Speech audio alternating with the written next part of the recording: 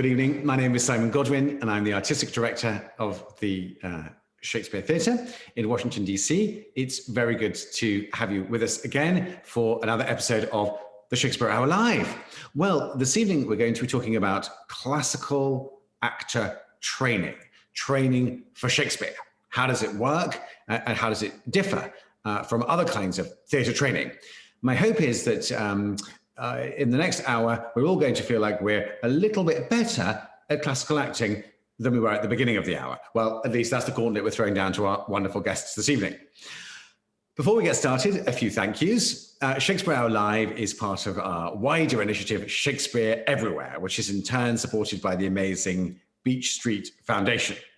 Additional support is generously supplied by Nan Beckley, and tonight's episode is sponsored by Sheldon Pratt. A special thank you to you, Sheldon. Well, we've assembled a glorious panel of theatre practitioners and teachers this evening, and I'd like to introduce them, if I may, to you all. Let me begin by introducing and welcoming Director Shana Cooper, Assistant Professor of Directing at Northwestern University and company member at the Woolly Mammoth Theatre Company. Shana, hello, good evening. Are you with us? Yes. Hi, Simon. So nice to be here. Oh, well, thank you for joining us on the show. Can I ask, Shana, where are you this evening? I'm in Chicago, Illinois. It is beautiful. It's our first warm day, and I just am so grateful for the sunshine.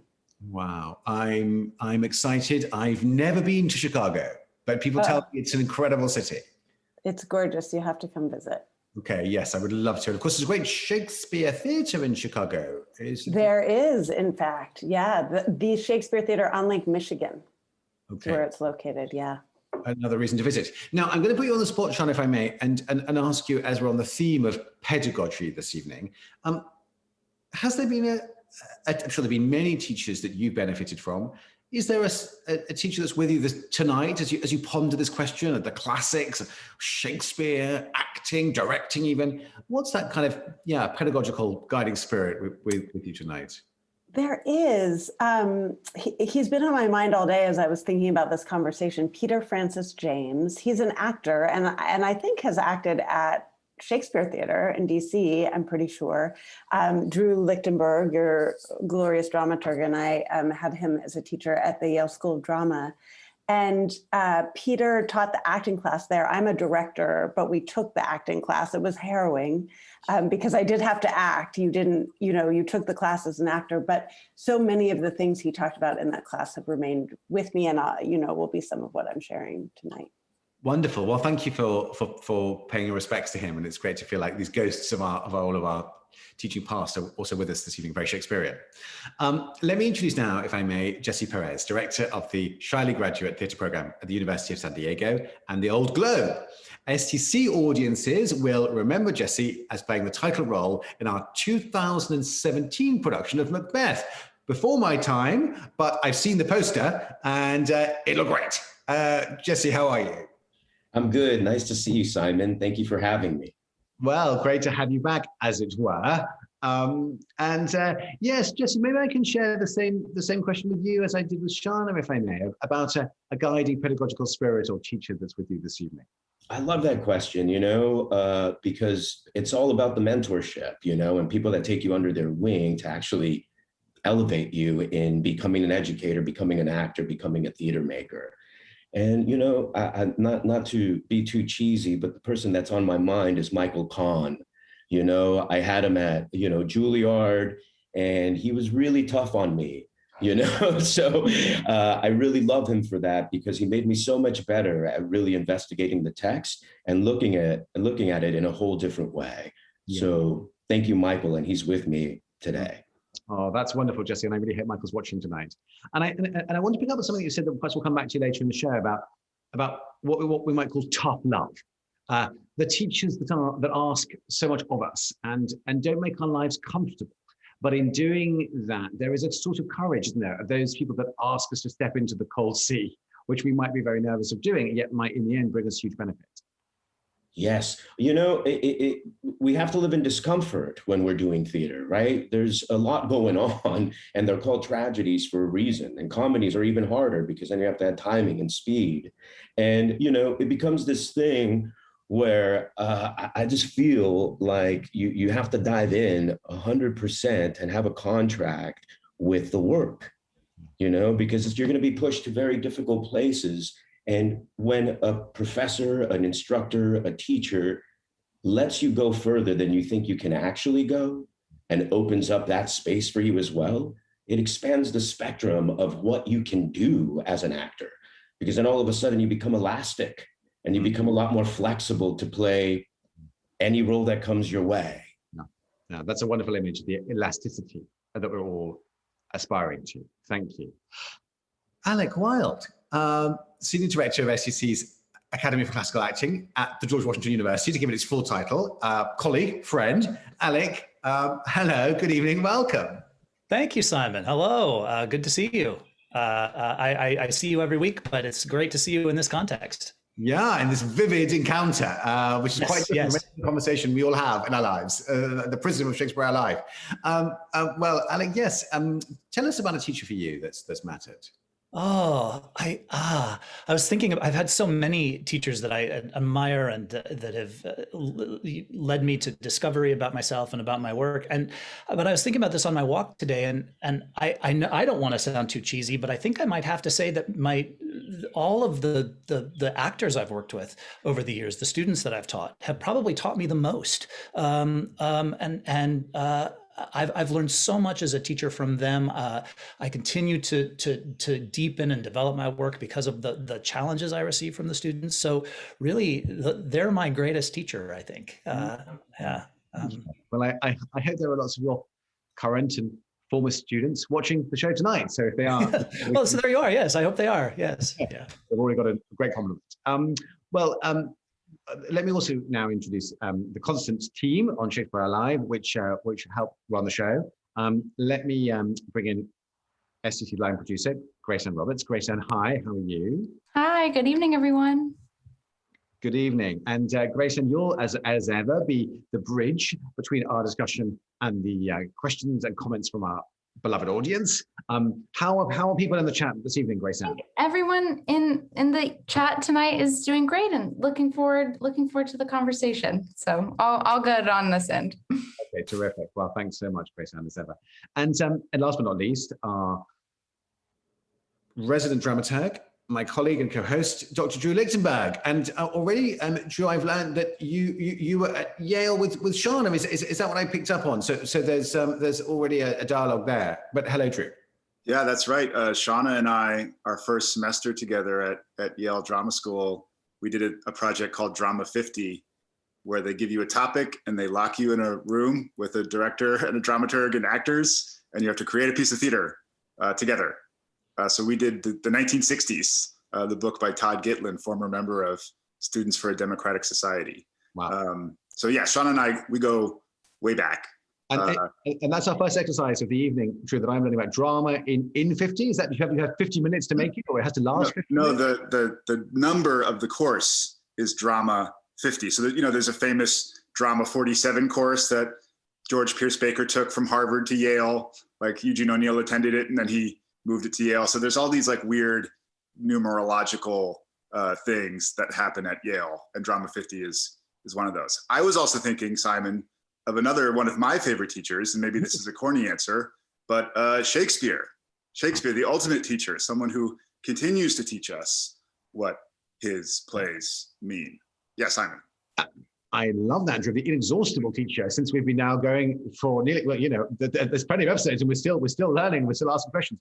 And I'm just thinking, Grace, forgive me, I didn't ask you for a teacher. So one, let's go back and ask you for yours. And otherwise, Grace Ann, shall we encourage people to be on the chat, sharing people that have touched their lives? And it would be great to hear from people through the show as people would like to nominate folks. But yes, I think that's a great idea. If you have a teacher that's impacted your life, maybe brought you to Shakespeare, introduced you to Shakespeare, please share those names with us. The teacher that made me fall in love with Shakespeare, his name is Jace Tromsness. He's a fantastic.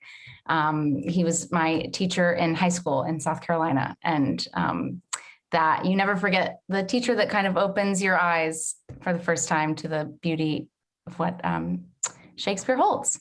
I also want to shout out my grandparents who are lifelong educators, Jim and Sharon Height, and I know they're watching tonight. They've always encouraged my love of Shakespeare, and I want to honor them with that. Oh, that is beautiful, Grayson. Thank you. Drew, back to you. Yeah, so as you were saying, Simon, our topic is classical actor training, Shakespeare, actor training, pedagogy. And, you know, it's interesting, when you think of Shakespeare's time, there was no such thing as a school for acting. There was a company of sharers or stakeholders, of which Shakespeare was one. They were members of a corporation, and you had to be a jack of all trades, an actor, as well as a playwright, as well as probably a props person, or, you know, a sort of man of the theater, if you will. And they were all men, which is one of the very significant ways that Shakespeare performance was different over 400 years ago from today. There were apprentices who, as they learned their trade, we think performed the women's roles in Shakespeare, which may be one reason why there's a paucity of female roles in comparison to the male ones. So, you know, actor training has come a very long ways, in many ways, since Shakespeare's time, and maybe in some ways it hasn't.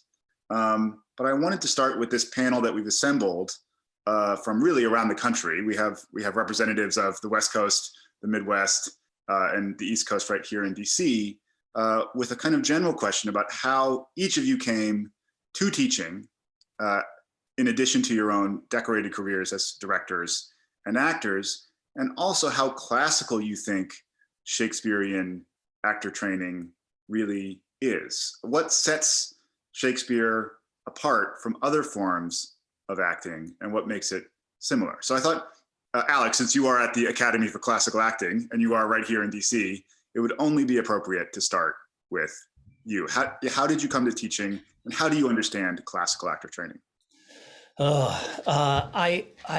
I came to teaching after I got out. I also went to Yale. I was before your time, you guys' time, and I got out of graduate school, all ready to direct all over the place, and I needed money, frankly, and I went to Manhattanville College, just north of New York, to teach my first ever acting class, and it was a revelation to me. I realized how, first of all, how deeply I was able in a classroom to actually investigate the plays, which, you know, when you're in a 3.5 week rehearsal process here in the United States, you know, 3.5 weeks, maybe a week of tech, you really don't get a chance to go deep into the work. And I just loved it. I loved exploring it with students who were so game, who were, you know, just curious and energetic and passionate about the work. So I was sort of hooked on it from then on. And I've always felt like, as a director, teaching just continues to inform my directing, and directing continues to inform my teaching. It's this kind of wonderful cycle that feeds on itself, a perpetual motion cycle that it's very, very fruitful, you know. As far as classical acting is concerned, I'm really uncomfortable with the term. I really don't like it. And of course, I inherited the name of the school, where we are the Academy for Classical Acting, and I get what it means. But you know, I looked it up because we had talked earlier about maybe we would talk about what classical acting is, and I looked it up in my thesaurus, and the first word was traditional. And the second word was elegant, and the third was regal. And I thought, well, that's not at all what anybody's trying to do. I hope, you know, I mean, I know a bit of Jesse's work, and I know a bit of Shana's work too. And like, I don't see their work as traditional or, and forgive me, elegant or regal either. I think it's wonderfully exuberant, and sometimes messy and exciting, and very modern. So. You know, I think it's a troublesome word for me, and I wonder if there's a way to move away from it and into talking more about bringing to life these mythic stories that embrace the mysteries of what it is to be human, you know, and maybe that's not just Shakespeare. Yeah, it's a paradox, isn't it? In order to attain the classical essence of Shakespeare, you need to fully bring them to life in a modern way, treating the classics like classics. You will never get close to the classic heart of what makes these stories endlessly replayable and retold and continuing to teach us all these years later. So yeah, and I think there's a danger of them becoming ossified, you know, and becoming museum pieces, and none of us wants that. Well, let's move to our correspondent in Chicago, in the Midwest, Shana. How did you come to teaching? Because a DC audience is very familiar with your work here at Woolly Mammoth. Your production of The Nether continues to haunt me all these years later. So yeah, how did this evolution come about? And yeah, how do you feel about this conundrum of classical and modern acting and teaching?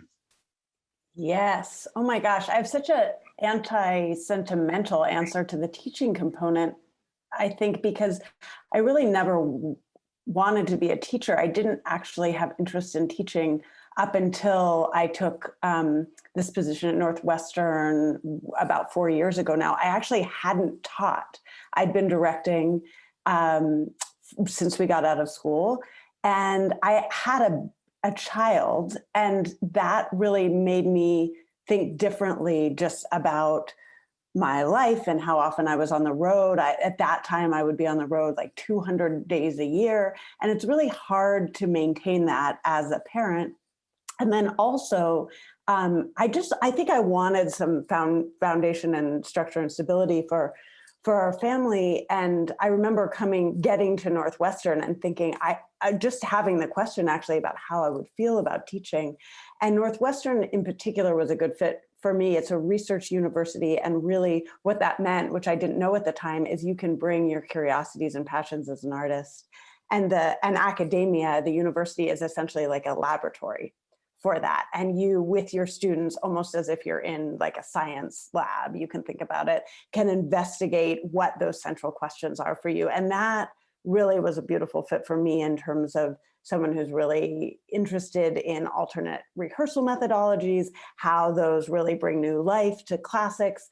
The fact that students and young artists in particular, I'd found to be some of the most brave and courageous and curious artists I'd worked with in that capacity of innovation in relationship to our field. And so it felt like here I was then in a room with those artists and could delve into great questions of our form and our time in these works with them. So I discovered that I love teaching, which was great and a wonderful discovery. And so I've remained here and gotten to find this really beautiful balance between continuing to investigate these questions in my art making out in the professional world, and then also in the classroom with our students.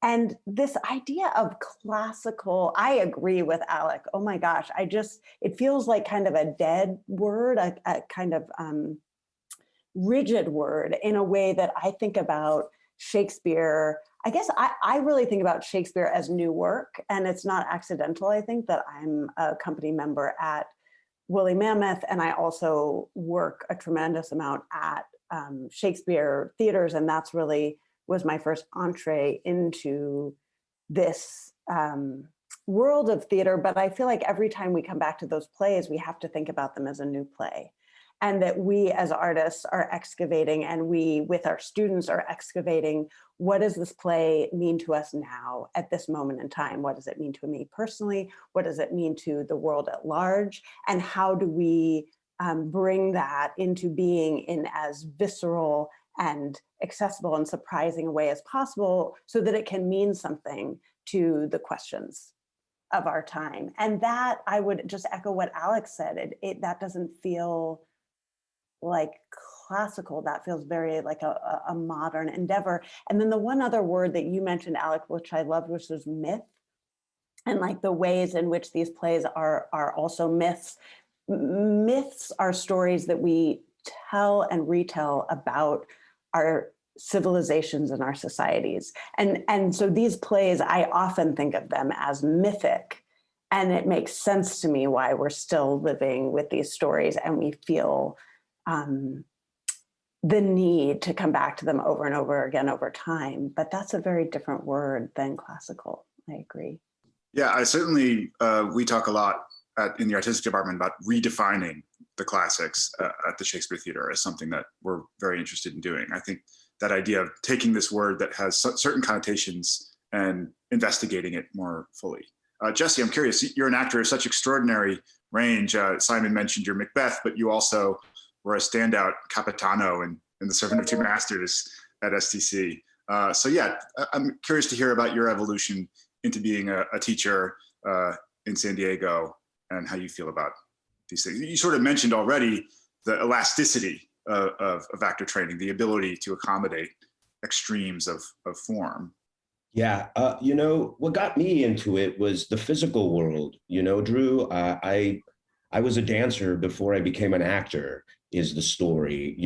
I was in a performing group that did mostly jazz dancing. And it obviously was not my niche, like, and then we started like doing ballet and tap dancing, and then Disney hired us, and I was in theme parks, and I was like, what's happening, So I had to pull the brake a little bit. And I went up to the director of this performing group and I said, hey, this isn't what I want to do. And he was like, well, what do you want to do? And when I was a kid growing up, I used to watch Charlie Chaplin on film because my father's a Mexican American and didn't speak English. So he would watch silent films. And so I told this guy, I was like, I want to be Charlie Chaplin. And he literally looked at me and he goes, that's dancing. And so I had to say, no, something else is going on. He's telling stories through his body.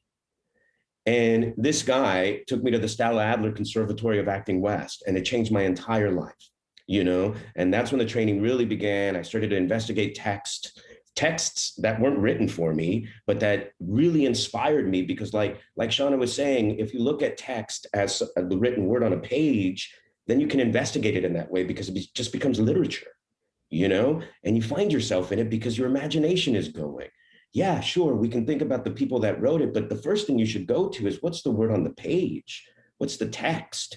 And so eventually I got into Juilliard, and I started acting there, and that's where I met Michael Kahn, and I was pushed to extremes and became elastic. And when I graduated, I started acting, when I started acting, there was dips. There was these huge lulls in the career where you would have a big span of just like, oh, I got that gig and that gig. What? I'm doing 2 gigs at once. And then silence, And when that would happen, I would be like, what am I doing with my life? How could I be a different theater maker? What can I do? And literally I was like, I'm just going to go hang out at Juilliard, because I had free access. It was my alma mater. I can poke around. I can say hi to people that were still there And so I started poking around and I started talking to my acting teachers, mostly Richard Feldman, and he literally was like, hey, if you ever want to sit in class, he didn't say, come shadow me. He didn't say anything like that. He was just like, hey, if you want to come sit in class, come sit in class.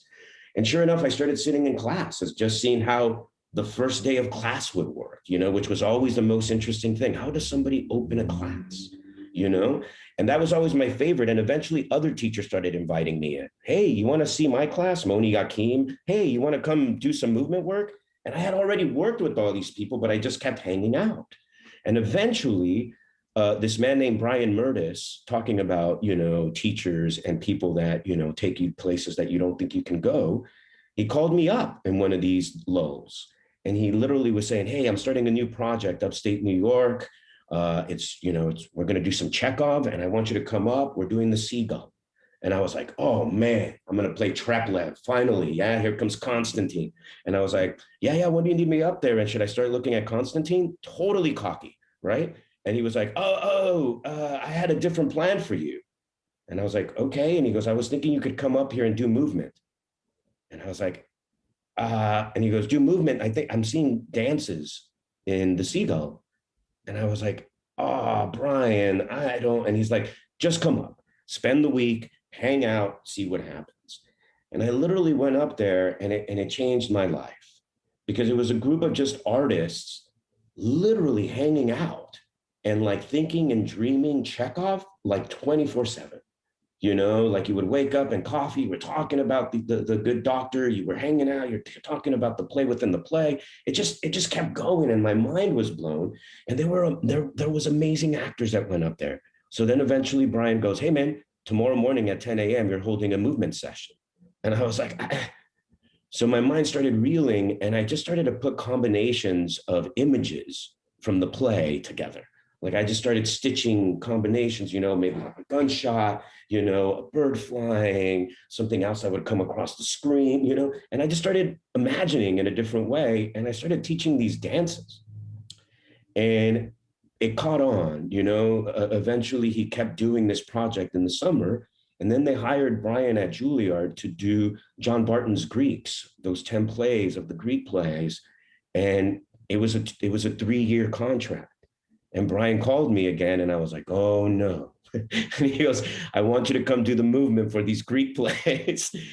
So he just kept pulling me on stage, like literally, he's like, now do this, you know? And I was like, okay, yes, and, you know, I guess was the motto, you know? And eventually, when I started doing dances and work there, Michael Kahn noticed how I would run a space. Eventually, Jim Houghton, who took over Kahn, you know, rest in peace, he noticed as well. And he was the one that started saying, hey, how can we grow your teaching here? How do we make this work so that you stick around? And it blew my mind, you know, because I was just like, is this really happening? And from the movement work, it slowly turned into text. And then, you know, eventually there was a moment where NYU called and wanted me to direct something over there. And Jim Houghton pulled me into the office immediately. And he was like, hey, how do we keep you here? I don't want you working for NYU, you know? And I was like, he goes, I want you here, and I want to build you here. I want to have you here so that you can be part of this curriculum. And I was like, oh man, first of all, I was really honored. And, you know, with a little bit of reticence, I said, give me an acting class. And sure enough, believe it or not, Michael Kahn was not teaching at Juilliard that semester. And he gave me Michael Kahn's acting class. He gave me a 3rd-year acting class, you know? And I was like, okay, I'm launching from, you know, acting 101 straight to a little more advanced. And this is Michael Kahn's acting class. So I was really nervous. But then again, Jim, he was like, what class have you ever always dreamed of teaching?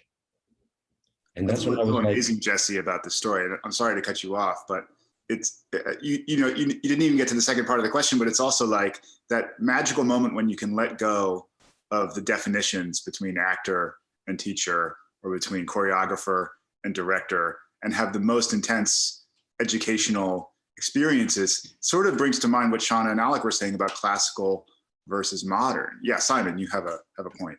No, I mean, I'm totally inspired by these wonderful sort of stories of Genesis in a way about who we become. It's wonderful. I want to just be able to cut back to Grayson momentarily in case, Grayson, any thoughts from our audience, any teachers that people want to share, or just responses to what we've had so far.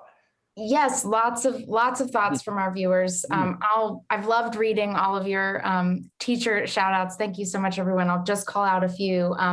Soyaka Colbert, our colleague and friend here at STC, shouts out Kim Hall, who's a fantastic Shakespeare scholar. If you don't know her work, I highly recommend you look her up. Barbara Harmon shouts out Sylvan Barnett, who taught her at Tufts University. So many more. Someone else very sweetly said that STC has been the best teacher and Shakespeare Hour over the past year. One comment I want to be sure to call out is in testament to the ACA and, you know, Alec, the work you've done with the program. Sheldon says, having seen the ACA's workshops and presentations, the training is anything but rigid. So in talking about the meaning of the word classical and actually how quite fluid the definition of classical can be, that we're not stuck in that, I guess I will say. So lots of thoughts, but I'll leave you all with that. Fascinating. Simon. Well, thank you. Goodness me, time is just flying this evening. I've got to make my brief sort of interval announcement to say that there are only 2 more episodes of Shakespeare Hour Live left before the summer holiday. Next week, we're going to be talking about Full Staff with Ed Jarrow, Rosha Joshi, and Dr. Jeffrey R. Wilson. And on May the 26th, we take a look at Shakespeare's Last Plays with Daniel Pollock-Pelsner, Myra Taylor, and the director Mary Zimmerman, who I think also has a link with Northwestern University in Chicago. But Shana, you'll. That's right. That's right. Yeah, she's my colleague. She's in performance studies, which is one of the beautiful things about Northwestern. This incredible director in performance studies. That's another conversation. Well, I like the idea, Shana, of you coaching Mary before her next appearance. Yes. Or her appearance on Shakespeare Live. So it's all just collective learning here tonight. strikes me that as we're talking, that maybe, I mean, Jesse, you were talking about different impressions and responses to language. I mean, whether it's finding images that are responsive to text, yet somehow the text probably does unite all of us on the call. In terms of if we're uncomfortable with classical, as it were, as a term, maybe we're more comfortable about beginning with language, insofar as that is the starting point, and this is the thing that we interrogate, but also we value, if you like. So I'm excited to try and, I think, now revisit each of our guests. I'm inviting everyone to just to sort of maybe give an example of a piece of classical, dare I say, I'm loath to say classical text, but maybe we could just simply say Shakespeare, with a sense of an explanation about here's some language and here is how you all might be teaching that or unpacking that. So yes, does that feel, Drew, a good structural way in? And maybe... Yeah, that's right. We did ask each of our guests to point towards a favorite scene or passage that they return to again and again as a pedagogical tool. And I'm very curious to hear why each of you chose your respective passages. I wonder, Shana, if we could start maybe with you, because you chose a scene from Romeo and Juliet, which comes from, I believe, the later part of the play, correct? I don't think that was my text, although I can riff on Romeo and Juliet if you'd like. That's not your text? Am I getting that wrong? I think that was probably mine. That was you, Alec. Okay, Yes. Yeah. I'm so sorry. Yeah, Alec, so sorry, Shana, I will get to you, I promise. Now I'm dying to hear why you chose these speeches from Taming of the Shrew. But yeah, Alec, why this passage from Romeo and Juliet? And maybe Shana can riff with me on it. That'd be cool. Because that's kind of the fun part about doing this stuff. Well, you know, I chose the balcony scene, and it's something that I go back to over and over again because it's this iconic scene. And I think when actors approach iconic scenes or iconic characters, it can be very, it can close them down, right? And I know a lot about this scene because I played Romeo 3 or 4 times when I was young, very badly indeed. And I wish that I had actually been able to go through it the way I can now. And so usually I sit down and I'll say, okay, so Juliet says, Romeo, Romeo, wherefore art thou Romeo? And and then Romeo surprises her and says what he says. And she's, of course, I ask the students after we read the scene, well, what kind of a scene is it? And they say it's a very romantic scene. It's passionate. Sometimes they'll say it's really sexy. And I'll say, well, great. Yeah, I think it's all those things, but those aren't really playable things for actors, right? In fact, it's pretty dangerous for an actor to think, oh, I've got a romantic scene. And I know this again, because that's what I thought. And I've tried to play it very romantically indeed, and failed at it over and over again. So I look at the text with them, and Romeo surprises her and says, I take thee at thy word, call me but love, and I'll be new baptized. Henceforth, I never will be Romeo. And I say to the students, well, it's a love scene. So here's Romeo, she must say, I love you.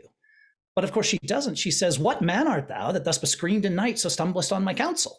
Who are you? She says. Right? She doesn't say, I love you. This puts Romeo in a quandary, of course, because she's just talked. She said, Romeo, Romeo, why do you have this name? Get rid of that name. And then she says, who are you? And he says, by a name I know not how to tell thee who I am. Right? My name is hateful to myself because it's an enemy to thee. And if I had it written down, I'd tear it up. I hate my name. So you think that now Juliet must know it's Romeo. So she must say, I love you now, right? And we look at the next line, and she doesn't. She says, my ears have not yet drunk 100 words of that tongue's uttering, but I know the sound. Aren't you Romeo and a Montague? He says, neither, if either thee dislike. And so now she must say, I love you. It's a love scene, right? They love each other. Clear. We all know this. Well, she doesn't. She says, how camest thou hither? Tell me, and wherefore? The orchard walls are high and hard to climb. And so we've got, I love you. Call me love. Tell me you love me, he says. And she says, who are you? Aren't you Romeo? And then he says, love again. He says something very, very lovely again. And she says, how did you come here? And why? Right? This is not what Romeo wants to hear. He wants to hear her say, I love you. So Romeo now says, with love's light wings did I o'erperch these walls, for stony limits cannot hold love out. And what love can do, that dares love attempt. Love, he uses love 4 times in the speech. Love, love, love, love, love. And she says, and he says, therefore, because of this love, thy kinsmen are no stop to me. And she says, if they see thee, they will murder thee. He says love, she says murder. And so once again, she doesn't tell him she loves him. He says, alack, there lies more peril in thine eye than 20 of their swords. Look thou but sweet, and I'm proof against their enmity. And I stopped there and I'm like, why is he telling her to look sweetly? I thought this was a love scene. Isn't she looking sweetly at him? Well, she must not be. He says there's more peril in your eye than 20 of their swords. So she's not looking sweetly at him at all. As a matter of fact, she's probably looking rather sourly at him. And he says, just look nicely at me, please. She sees that. She says, I would not for the world they saw thee here. He says, I have night's cloak to hide me from their eyes. And but thou love me, let them find me here. My life were better ended by their hate than death prorogued, wanting of thy love. I would rather die than live without your love. He once again says, tell me you love me. And it's useful to remember here that Romeo's is actually technically still in a relationship with a woman who won't say, I love you, right? She'll not be hit by Cupid's arrow. So all he wants is her to say that. And I think, well, I say to the students, well, surely she must say it now. No. She says, by whose direction foundst thou out this place? And I'm thinking Romeo must be so frustrated at this point, right? Like by whose directions foundst thou out this place? So who told you how to get here? So she peppers him with these questions. And his answer is by love that first it brought me to inquire. And so he keeps talking about love. She keeps asking him how he got here, why he came, who told him how to get here. And eventually, right, we have a wonderful Mask of Night on my face where she talks about how she was surprised and how it's really not fair that he came upon her like this. And we have a whole section where she says, if you love me, don't swear that you love me. He immediately starts to swear he loves her. Which Juliet has to stop him from doing twice. And then finally, towards the end of the beat, she says, my bounty is as boundless as the sea, my love as deep. The more I give to thee, the more I have, for both are infinite, which is probably for Juliet an inadequate expression of love, but one of the most beautiful that I've ever heard. And so Romeo finally gets what he wants, an expression of love from Juliet. And because Shakespeare's such a good writer, he gives them a new predicament, because the next thing that happens is the nurse calls. And now we have another problem that we have to deal with. So I like to take the students through a scene like this to say, let's look at the problems, look at the dilemmas, the predicament that the characters are in, because that's what we can work on. Yeah, Simon. Well, I think that's thrilling, Alec, and it strongly reminds me of working on the play this year in London for the film that I've just been working on. But really, what your description brings to mind is how the head of voice of the National Theatre always would speak about Shakespeare is about the art of persuasion. You are ultimately having to, one character is persuading another that they are to be trusted, believed, loved, that these are not static conversations for which the ending has already been found. They are active sets of persuasive discoveries. Dare I say, when you described the scene like that, what came to mind was Juliet training Romeo in a kind of understanding of really what love is, as in a way that the more developed character that she is, the more sophisticated character in a way, teaching another. Yes. Well, she is, isn't she? He's saying, tell me you love me, to love me, love me, love me. And she's saying, no, you've got to do this right. You've got to do it properly. You're right. And you haven't done anything the right way. So you're quite right. Yeah, just like when we had Michael Kahn on talking about the first scene in Hamlet, when you start to not answer the questions for Shakespeare, but actually be surprised by what's in the scene, you discover a whole new world. And when we interviewed Claire Danes, she was talking about what a feminist character Juliet is, what a great poet she is, what a independent thinker, what a strong woman. And certainly that scene is a very good example for all the reasons you gave, Alec. Shana. Yeah, and though we as the audience understand it as a love scene, right? The actor can't. They have to see it as a great argument. Yeah. So Shana, let's get to your passage, because I'm fascinated to hear what discoveries await us in these two somewhat controversial, I would say, speeches from Taming of the Shrew. Yes, absolutely. It's why I love this play, is the controversial nature of it. But I feel like we actually have to start jumping off of a couple thoughts that Alec and Simon were just talking about. One is this idea of these iconic plays, this idea of these iconic roles like Petruchio and Taming of the Shrew, and all of these assumptions and previous ideas that we have about them. And I always think about our job when we're starting with these plays is how do we rehear them? That rehear is the first part of rehearsal, and our number one job actually in working on Shakespeare plays, in particular the really famous ones, is how do we rehear? And I think, do you need me to copy and paste the text in the chat, Grace, or it's coming? Okay, awesome. So one of the reasons why I zero in on Petruchio, and I'm going to start really with his soliloquy, which is the first speech. We may not get to this second, is because I think so many of our assumptions about that character get in the way of us actually rehearing what is actually being said in that speech. And I'm gonna go a little nerdy with technique here for a second, in part because I feel like when working on this text, and this is one of the things I talk to students a lot about, you need to work out the plumbing before you can think about the whole house. So we're just gonna think about the plumbing of this one soliloquy a little bit, and just integrating a few tools that I give them. And apologies if this is too nerdy, but I feel like Shakespeare theater, these are Shakespeare lovers. So hopefully people will be curious about it.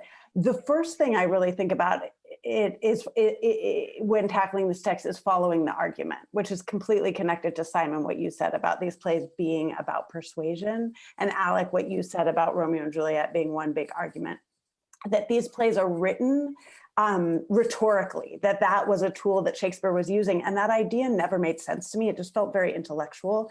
But actually this idea of following the argument, I'm Jewish, so in our family, everything is an argument.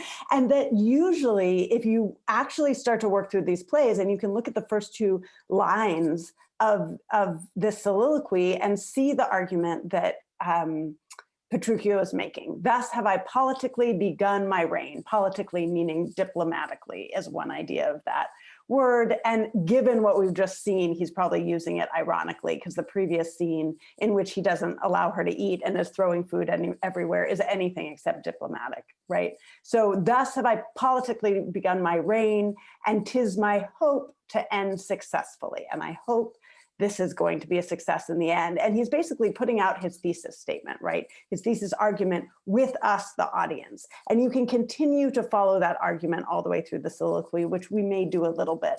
But that's one thing that I just say, if you're lost, if you don't know where the poetry is leading, the poetry is a need for clarity. That's why it's poetry. That's why it's there. And so if you can follow the argument, you can actually start to follow the sense of what is being said.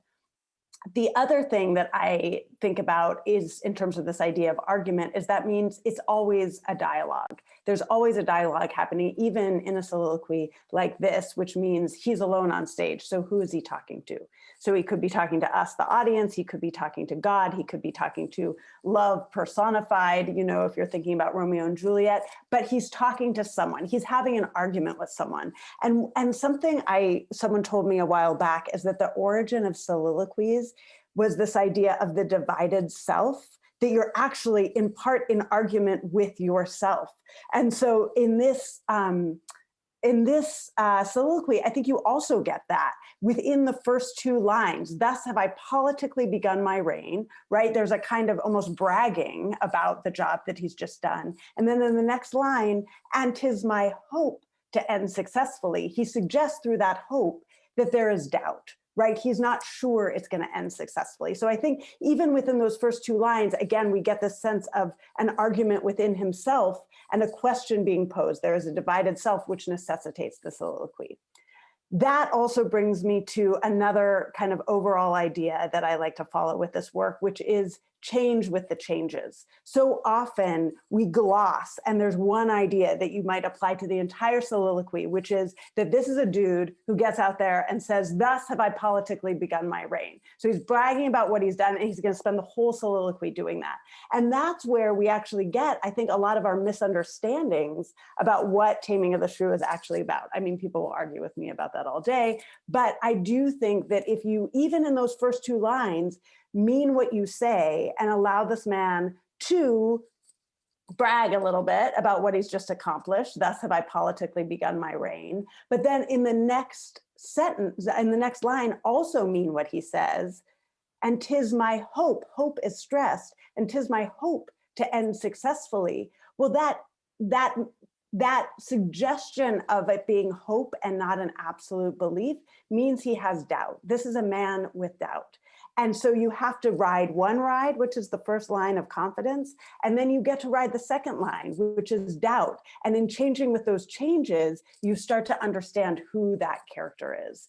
Also, irregular line endings. I mean, I just don't, and 'tis my hope to end successfully. Okay, so that's regular, but then we're gonna go later on in the soliloquy and just think about irregular line endings. So it should be 10 beats, right? That's the heartbeat, human heartbeat. Then it's regular, you know, the characters, you know, on track and a little bit more confident in their argument, if we're talking about argument. But you get to certain lines where there's like an 11-foot line, which means you have a little extra, that there's a little stumble in the line.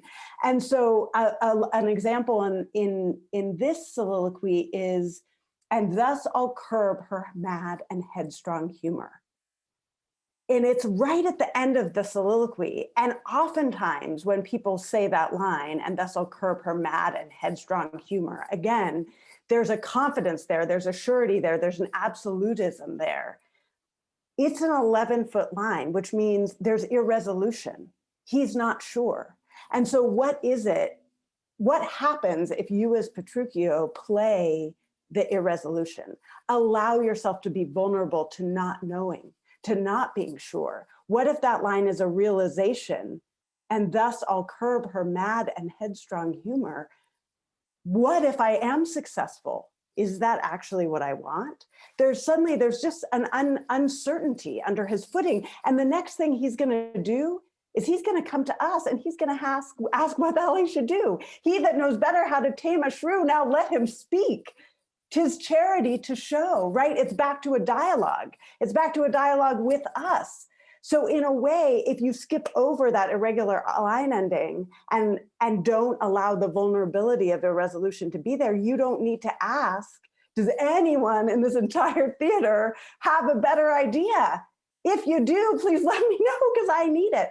And then there's silence. And so the rest of the play can continue. Those are just a few of the tools, but I think they all come back to this idea of how do you like deep dive into the plumbing of this rich language, poetic language, heightened language, and then find within it the humanity through that technique. Yeah, fascinating. It brings to mind Richard III's soliloquy, which is written at a similar time in Shakespeare's career, where he says Richard hates Richard. No, Richard loves Richard. This idea that Shakespeare's figuring out how to dramatize self-doubt through the soliloquy form. And also, not to put too fine a point on it, but the technical term is feminine endings for these 11-beat lines, as opposed to masculine endings. I know. Is there not a better term? I've taken to just saying irregular because at the ACA we call them amphibraic endings because they're amphibracs at the end, and it's and that was actually a student-driven. They were like, "I hate this," and we made it up, and that's what we've used from then on. Well, yeah, you wonder to play that's so heavily gendered. Yeah, Simon. Well, Jesse is going to be given now the torch. I think it's worked out that we've had 10 minutes each. It's like a sort of game show. It's great in terms of teach Shakespeare in 10 minutes. It's extraordinary. I mean, I've already learned a huge amount. Change with the changes. Brilliant. So look, without further ado, without much ado, more ado, Jesse, your 10 minutes starts now. You got it. It's interesting. I was thinking about what scenes I bring into acting class, and they're usually two-person scenes. But then, I was wondering what it would be like to actually engage with a big court scene or a big group, scene. And my students kind of pulled me into this because I think it's such a hot topic right now. But I'm going to look at Othello, at Act 1, Scene 3, which I'm not going to look at the whole scene. It's super long. But I just wanted to go straight into, this midnight trial, if you will. All of a sudden he's pulled in, right? The Moor, the general. And when he gets there, he's there for a reason, because the Duke's been asking to bring him in because they're going to go to Cyprus and take care of the Turks. And what happens is, he greets him, and then he sees the angry father, right? Brabantio, who has basically, assumed and claims, because the whispering of Iago in his ear, or the yelling up at the house about the Moor taking his daughter, right? And so immediately, talk about change with the changes, that whole scene about, hey, welcome Othello, we need your service, turns into like, who is this man? Who stole him? Who did this, right? And then and Brabantio goes, he's right there, he's the Moor, and he's the man that's here, to do his work. And so he turns the scene immediately to a different temperature. And what I love about the idea and talking about arguments, I'll show a little specifics as I jump around, talking about argument and persuasion is, how do we argue? How do we make our points, right? Especially if you're brought into this place knowing by this angry father that is claiming you did something when you know the truth, right? When you know the truth, that all of a sudden the scene turns to you being in the hot seat. How do you argue then? Is the big question. And of course, at one point, Othello literally says, and therefore little shall I grace my cause in speaking for myself. And that to me is huge in how he's about to argue. And it's in the text, right? It's a line and a half. But all of a sudden, he basically says, wow, if this is a place about systems and everybody can put on their mask of accusations right away, what is my mask that I'm about to put on so that I can make my argument as clear as possible? And that to me starts right away, like, what is the tension of a scene? How does something get so immediately fraught with drama? Right? Like all of a sudden, he doesn't want to be, but Othello is a drama magnet. The story is just because of who he is, because of the color of his skin, there will always be this system built around him that he has to navigate through. And so my students were like, let's work on Othello.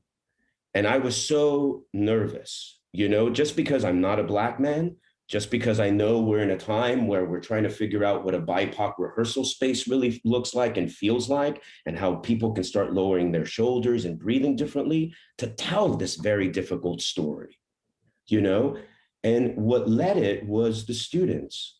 I was pulled into it. They wanted it.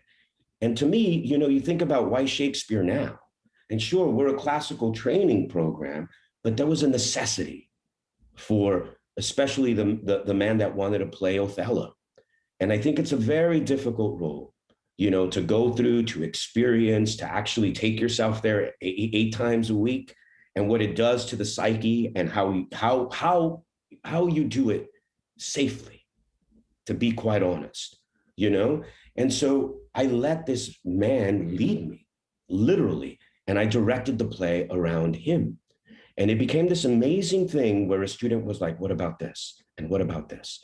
And what really got me was, his big speech, the one where he eventually says, Othello, when he's going to launch into what has happened, he literally says, talking about love, her father loved me, oft invited me, still questioned me the story of my life. So how do you start saying that when you're ready to jump out of your skin and pounce on somebody? How do you talk about this love that this man had for you, knowing what he's doing to you in the present moment, is trying to blame you with medicines from mountebanks and curses and the idea that you used witchcraft. So let's start the argument there. But as you can tell, he's got about 35, 40 lines of Shakespeare keeping the lid. Oh, more so. There's going on and he keeps going and going. So what is Othello doing in that moment? How is he making his argument clear to a trial that doesn't believe him, that's built on the system? And at the end, he literally brings in Desdemona, to be like, let's see what she has to say, And Brabantio is sure that she's gonna take his side. And when that flips, changing with the changes, what's the temperature of the room? What happens to the space? Because at the end, the father leaves with his tail between his legs. Of course, he says a couple of things that really are venomous, but he leaves lost without his daughter. And so I just bring forward what it means to do Shakespeare now. Why this play now, and why is it a contemporary text? Beautiful, Jesse. Simon. Jesse, so powerful. Thank you. And also, I think what you've reminded me of something is another technical tool that I think you're illuminating, which is you refer to changing the temperature in a room. Now, that I think is a fascinating area of discussion and training and work, because we all know as human beings what that feels like. When Jesse mentioned that, we can all think of a moment when somebody said something or did something which, and yet trying to reproduce that technically is quite a challenge, because we've all also been in rehearsals or indeed theatres when you go, I think this should change the temperature of the room. Yet strangely, the temperature is remaining unchanged. Oh, how do we do that? How do you create that? How do you manufacture that? And I think it speaks a little bit to a thing I've learned is that in Shakespeare, there are lots of people standing around sort of watching or listening. And it was a puzzle for me as director to go, why are these people here? And how can I, frankly, make it more interesting experience for those people listening and watching than what it might be if you're just sitting, oh my God, I've got to hear the speech again tonight. I'm the attendant lord and blah, blah, blah. And I realized that the people on the stage are, in fact, the audience. And that there's nothing more powerful for an audience than to watch the behavior of another audience. And that how a piece of information is received by everybody on stage, whether they're speaking or not, will exactly determine the temperature change, which the actual audience will then participate in if it is listened to and responded to in the correct way. That somehow training is about what we're saying, but it's also about what we're not saying, isn't it? And what people are speaking and who are also not speaking. I'm just thinking of Jesse's, really helped me remember that. And the synthesis, Simon, of physically engaged, physically present, emotionally present, theatrical life with this incredible language, with the rigor that we've seen from our wonderful guests tonight, that you have to approach Shakespeare's text with. It's this chimerical combination of things that we're always searching for in productions. Yeah. Goodness me. It's almost 8:30. Grayson, I want to bring our audience in case people have thoughts or comments they'd just like to share in the last minute of the show. Yeah, so some questions we're not going to be able to get to tonight, unfortunately, but I did just want to point up viewer Michael, who asked earlier in the hour, how do we make classical acting relevant to Black students, Indigenous students, students of color? And I just, again, want to honor Jesse, the beautiful answer you just gave, starting to answer that question. And really maybe what we have been talking about all evening, what the meaning of classical training is, and how flexible we have the power to make that word and should. So keep an eye out for our Friday newsletter where we'll answer some of your questions that we couldn't get to live. But I'll point that up for now. Back to you, Simon. That's wonderful. Well, look, it just falls to me. I mean, it's just fascinating, isn't it? And also the actual work that we've done this evening on talking about, should we be using the term feminine endings or not? I mean, that's also training, isn't it? That's also attending to language and realizing that language matters. What we call things also is a very Shakespearean examination in its own right, whether it's classical, whether it's this, whether it's that. We're all involved in this living tradition. So my thanks to our wonderful guests tonight. Thank you for joining us for a very special Shakespeare Hour Live. It's really going to stay with me forever. To Drew, to Grace Ann, to everyone watching. Next week, as I said earlier, is all about Falstaff, hero or villain, buffoon or baddie. That's something that we'll be unpacking next week. And with that, it's just falls for me to say a huge thank you. Good night, stay well, stay safe. See you next week, everyone. Cheerio. And thank you to our guests. Bye.